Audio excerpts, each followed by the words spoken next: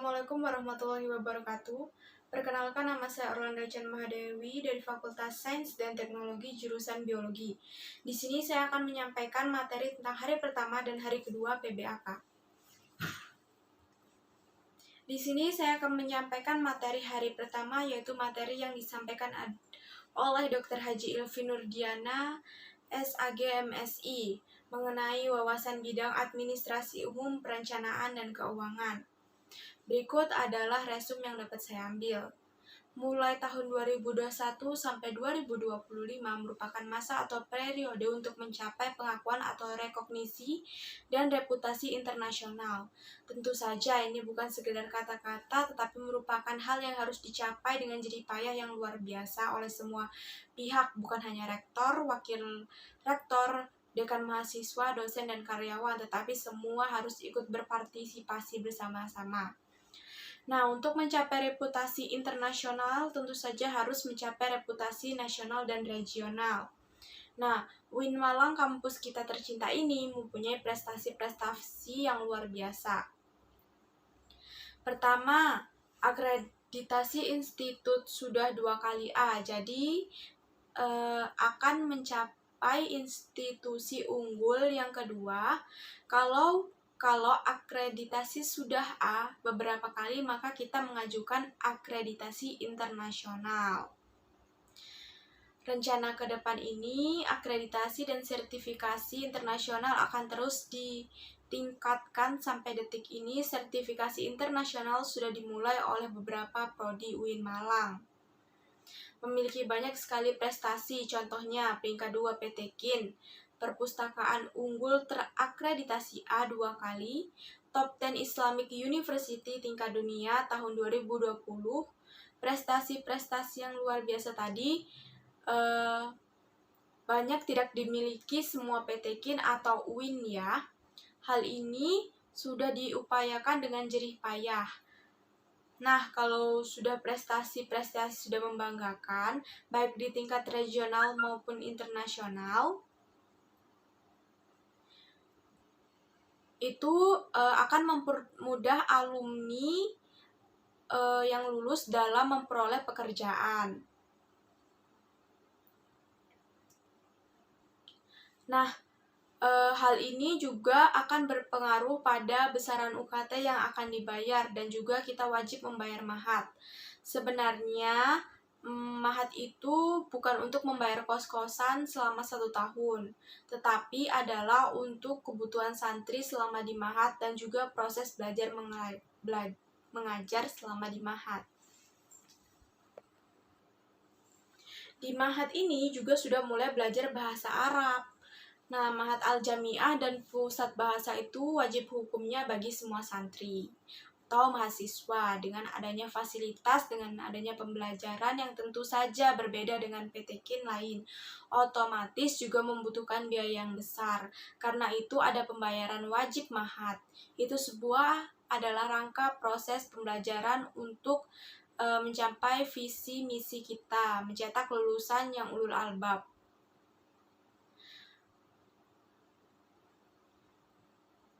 Nah, selanjutnya karena pembelajaran masih daring, nanti kita juga akan mendapatkan pembelajaran melalui YouTube. Saat ini tetap muka saja sulit, sekarang akan lebih mudah jika dengan online karena sudah mempunyai pembelajaran melalui YouTube online. Tes semuanya juga harus mempunyai TOEFL, di mana tesnya di pusat bahasa nanti setelah pembelajaran bahasa asing selama 1 tahun. Nah, besaran UKT yang diterima setiap mahasiswa itu berbeda. Kenapa? Karena itu sesuai dengan ketentuan Kementerian Agama. Jadi bukan yang membuat itu bukan dari fakultas, tapi memang itu sudah keputusan Menteri Agama. Nah, mahat akan tetap dibayar karena untuk biaya taklim sekalipun pandemi sekarang, pembelajaran daring akan tetap dilakukan. Jadi nanti akan ada taklim Al-Quran, tafsir Al-Quran, kemudian taklim afkar atau kajian-kajian kitab. Bukan sekedar ngaji, tetapi semuanya itu ada kelulusannya, sehingga nanti menjadi persyaratan mengambil mata kuliah keislaman di fakultas masing-masing. Nah, selanjutnya besaran UKT itu dapat berbeda karena tergantung indeks mutu dan akreditasi institusi. Yang tadi sudah disampaikan pada awalnya, akreditasi karena UIN Malang itu sudah memiliki akreditasi A selama 2 kali. Maka dari itu membutuhkan biaya yang lumayan mahal juga. Sekian materi yang dapat saya sampaikan dari materi pertama. Akan saya lanjutkan ke materi berikutnya. Materi selanjutnya yang akan saya sampaikan adalah materi dari Bapak Dr. Kiai Haji Isrokun Najah, MAG, dari bidang kerjasama dan pengembangan kelembagaan. Sasaran strategis bagi Rektor bidang kerjasama dan pengembangan kelembagaan adalah penguatan dan peningkatan kerjasama antara perguruan tinggi, institusi, lembaga publik, dan lembaga sosial kemasyarakatan terkait dengan penguatan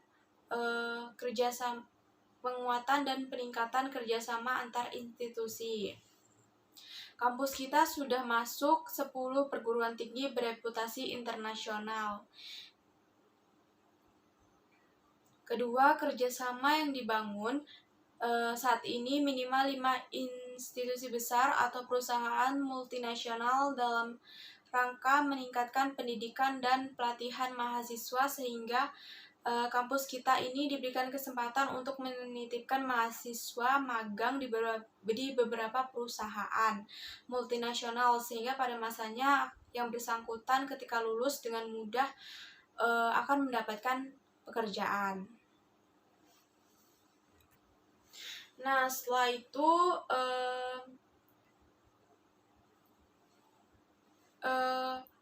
selanjutnya akan membuka fakultas teknik di luar Fakultas Sains dan Teknologi. Selanjutnya, kita juga sudah bekerja sama dengan beberapa universitas di luar negeri, tepatnya di Sudan. Kerjasama ini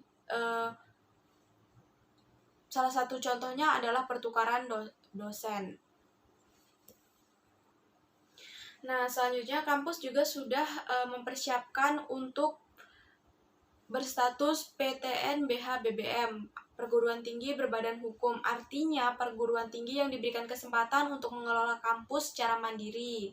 Itu artinya bahwa kita diberi kesempatan untuk mengembangkan usaha-usaha serta menjalankan operasional sendiri tanpa ketergantungan dengan pemerintahan. Kemudian investasi LPM, lembaga yang utuh menjadi lembaga pengembangan pendidikan dan penjaminan mutu. Artinya LPM ini yang akan mengawasi setiap saat semua proses pendidikan di kampus yang kita cintai ini. Selanjutnya ada seorang mahasiswa yang saat ini belajar di luar negeri dan kita juga menunggu kepulangannya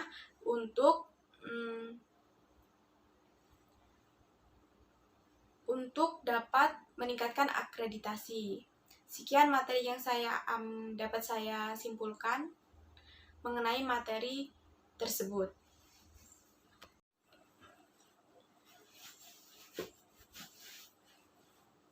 Nah, berikutnya saya akan menjelaskan tentang DEMA atau Dewan Eksekutif Mahasiswa yang diketuai oleh Farhad Adi Murosadi dari jurusan Farmasi dan wakilnya yaitu Ahmad Fawaid jurusan Psikologi. DEMA merupakan organisasi intrakampus atau OMIK yang merupakan lembaga eksekutif mahasiswa di level universitas. Fungsi DEMA itu sendiri yaitu sebagai pelaksana program organisasi kemahasiswaan, sebagai lembaga yang mengkoordinasi dan menginstruksikan pelaksanaan kegiatan kemahasiswaan di tingkat universitas. Nah, selanjutnya yaitu tugas DEMA. Tugas DEMA yang pertama melaksanakan program kerja organisasi yang sudah disepakati Senat Mahasiswa atau yang biasa kita kenal dengan SEMA Universitas. Nah, yang kedua yaitu mengkomunikasikan dan menginformasikan kegiatan kemahasiswaan. Materi yang akan saya sampaikan selanjutnya adalah materi mengenai SEMA atau Senat Mahasiswa. yang diketuai oleh Muhammad Adi Faroni. Nah, SEMA merupakan organisasi mahasiswa UIN Malang yang berperan sebagai lembaga legislatif yang mengordinasi DEMA, UKM, dan HMJ. Nah, fungsi SEMA itu sendiri adalah advokasi, legislasi, pengawasan, dan penganggaran. Dan juga membantu mahasiswa dalam segala masalah untuk disampaikan kepada pihak terkait. Nah, berikutnya adalah tugas SEMA, yaitu mengawasi dan mengontrol DEMA Universitas, memberikan persetujuan setiap kegiatan yang akan dilaksanakan oleh DEMA Universitas, memberikan pengesahan setiap laporan pertanggungjawaban setelah selesai agenda, memfasilitasi aspirasi mahasiswa UIN Malang dan menyalurkannya kepada pihak-pihak yang bersangkutan, mengawasi setiap kebijakan dan keputusan yang diambil oleh DEMA Universitas, merancang dan menetapkan peraturan organisasi di UIN Malang, mengesahkan peraturan DEMA Universitas, menjadi mitra kerja DEMA Universitas dalam melaksanakan kebijakan organisasi kemahasiswaan. Nah, selanjutnya ada di wewenang SEMA, yaitu yang pertama membentuk UU yang dibahas dengan presiden mahasiswa untuk mendapatkan persetujuan bersama. Selanjutnya menampung dan mempertimbangkan segala aspirasi mahasiswa, memberikan mandat untuk melaksanakan pemilu, mengawasi pelaksanaan hasil-hasil sidang SEMA Universitas, mengawasi pelaksanaan program kerja dan kebijaksanaan DEMA Universitas, dan turut andil dalam mengkaji permasalahan yang ada. Selanjutnya saya akan membahas tentang UKM. Yang pertama adalah UKM Menwa, organisasi bersejarah di pembentuknya adalah Jenderal A.H. Nasution di tahun 1959 di Jawa Barat. Semboyan penyempurnaan pengabdian dengan ilmu pengetahuan dan ilmu keprajuritan. Dengan logo simbol warna ungu artinya mulia. Fungsinya yaitu mewujudkan sikap bela negara di ranah mahasiswa, menciptakan kondusivitas kehidupan mahasiswa, dan lain-lain. Nah, logonya ada dua, yaitu logo Mahasurya itu di tingkat provinsi dan Wiracakti Yuda di UIN Malang. Arti lambang dari Wiracakti Yuda 811, 8 Kodam Brawijaya, dan 11 urutan resimen mahasiswa Sejatim. Wiracakti Yuda bermakna prajurit atau pemimpin yang sakti.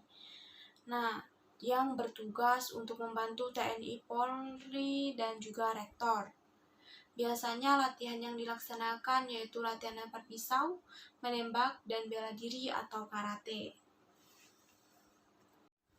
Selanjutnya saya akan membahas tentang UKM. Yang pertama adalah UKM Menwa, organisasi bersejarah di pembentuknya adalah Jenderal A.H. Nasution di tahun 1959 di Jawa Barat. Semboyan penyempurnaan pengabdian dengan ilmu pengetahuan dan ilmu keprajuritan. Dengan logo simbol warna ungu artinya mulia. Fungsinya yaitu mewujudkan sikap bela negara di ranah mahasiswa, menciptakan kondusivitas kehidupan mahasiswa, dan lain-lain. Nah, logonya ada dua, yaitu logo Mahasurya itu di tingkat provinsi dan Wiracakti Yuda di UIN Malang. Arti lambang dari Wiracakti Yuda 811, 8 Kodam Brawijaya, dan 11 urutan resimen mahasiswa Sejatim. Wiracakti Yuda bermakna prajurit atau pemimpin yang sakti. Nah, yang bertugas untuk membantu TNI, Polri, dan juga rektor. Biasanya latihan yang dilaksanakan yaitu latihan lempar pisau, menembak, dan bela diri atau karate. Nah, UKM selanjutnya adalah UKM Pramuka. Racana Maulana Malik Ibrahim yaitu Dewi Chandra Wulan 2021 berlandaskan ulul albab dan pemangku adat. Salah satu visinya yaitu mengamalkan nilai kode kehormatan dalam kehidupan sehari-hari. Program kerja yaitu Anjang Sana, Kuarcap, Kuarda, dan Parnas. Perkemahan Wirakarya, temu alumni atau family gathering, musyawarah Pandega. Tugasnya yaitu rapat kerja, rapat bulanan, rapat internal bidang, rapat anggota, rapat triwulan, welcome party. Selanjutnya adalah UKM PMI. UKM PMI bergerak di bidang kemanusiaan, kekeluargaan, dan kemanfaatan. Didirikan oleh Pak Zainal Abidin dan Pak Mustafa pada bulan November 1990. Lambangnya yaitu burung Raja Wali. Program kerja pengurus inti yaitu rapat bulanan, kartu kendali, pengukuhan AK, Mustafa, dan dies natalis. Nah, 6 bidang sosial yaitu sosial keagamaan, dikten atau pendelegadian, latihan bersama, ujian PMI dan pra-ujian PMI, diklatsar, forum fasilitator, berutang, kesehatan, atau cek obat.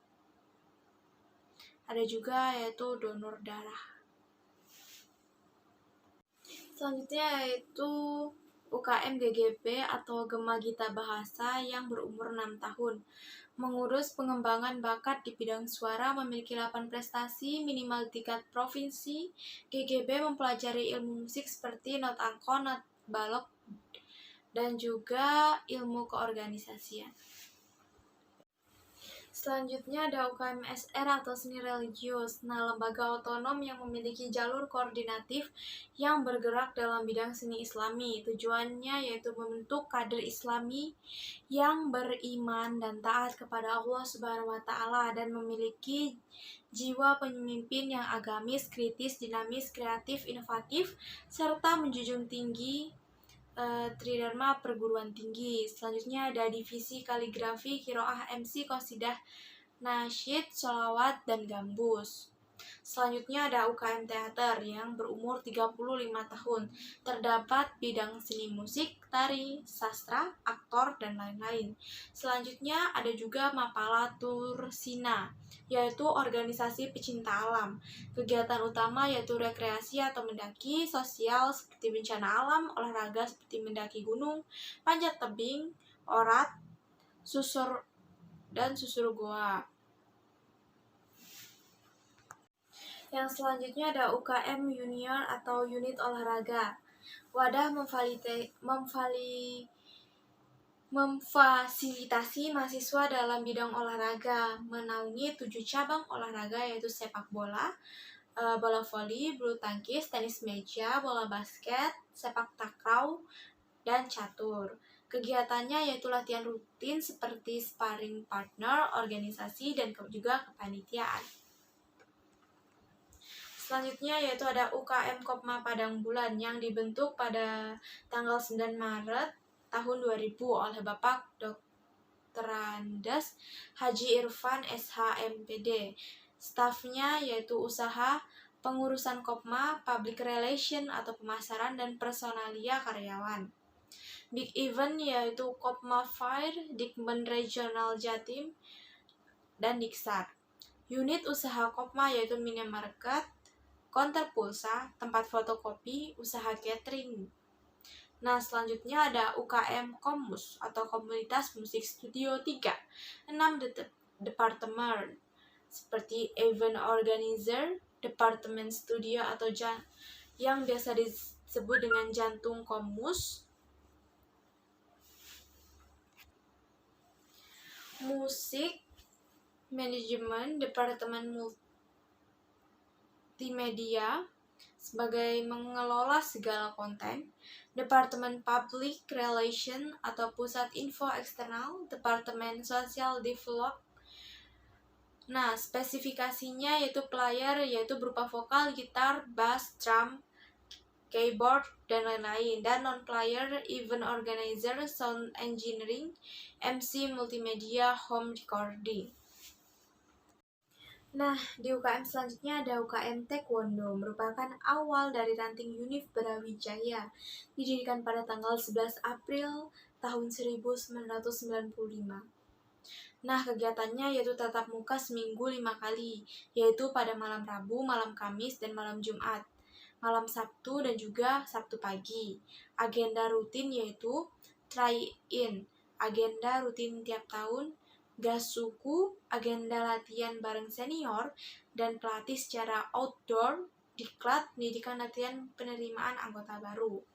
Nah, selanjutnya ada UKM Jepret Club atau JC, yaitu klub fotografi yang tidak fokus hanya pada satu bidang namun mempelajari di bidang videografi. Anggota UKM Semalang Raya. Motonya yaitu aku ada untuk mengabadikanmu, bersamamu kulihat dunia nyata. Kegiatannya yaitu diklat, pameran, dan hunting besar. Nah, selanjutnya ada UKM Simfoni. Nah, program hariannya yaitu Symphony Morning Show, Free Time, Fresh and Relax, Hai Indonesia, Mizan Muslim Zaman Now, Hello Campus, dan Free Line. Program mingguannya ada Symphony Weekend Show, Debak, Symphony Soccer, Fresh Sunday, Top Chart, Soda Jari Mami, English Day, dan Yaumul Arabi.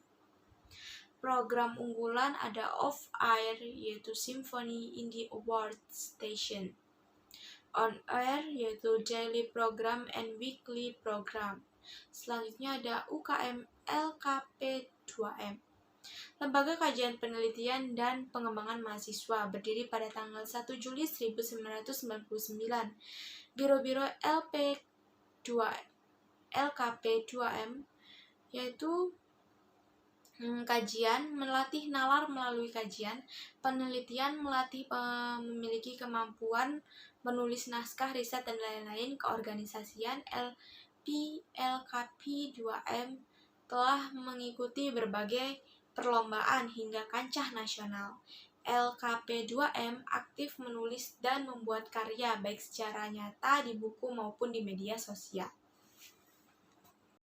Nah, selanjutnya ada UKM UAPM Inovasi, yaitu unit kegiatan mahasiswa yang bergerak di bidang jurnalistik, didirikan pada tanggal 21 Maret 1986 di Malang, Jawa Timur.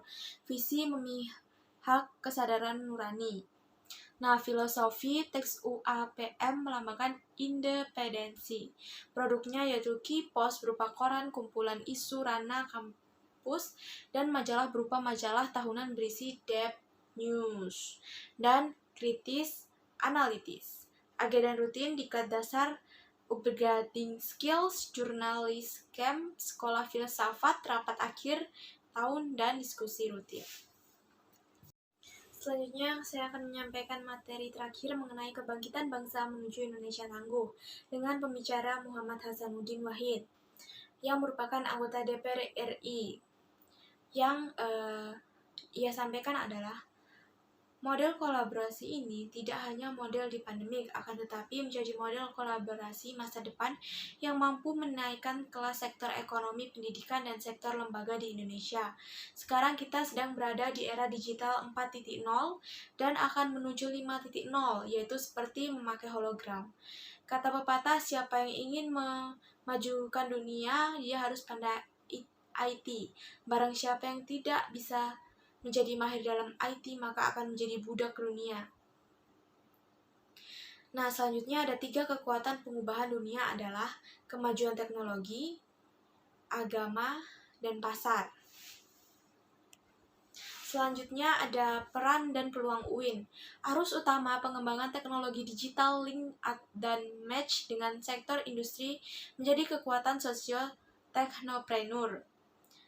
Epicentrum ajaran agama inklusif. Cara bekerja pada masa depan adalah munculnya jenis pekerjaan baru akibat digitalisasi dan otomatisasi.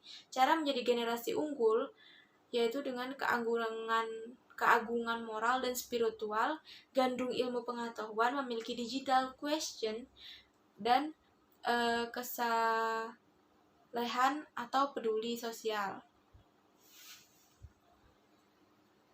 Nah, barang siapa yang mau kuasai dunia harus dengan ilmu, dan mau kuasai akhirat juga harus dengan ilmu. Jadi kalau mau menguasai keduanya, maka kuasailah dengan ilmu. Sekian materi yang bisa saya sampaikan. Jika ada yang salah, saya mohon maaf. Saya akhiri. Wassalamualaikum warahmatullahi wabarakatuh.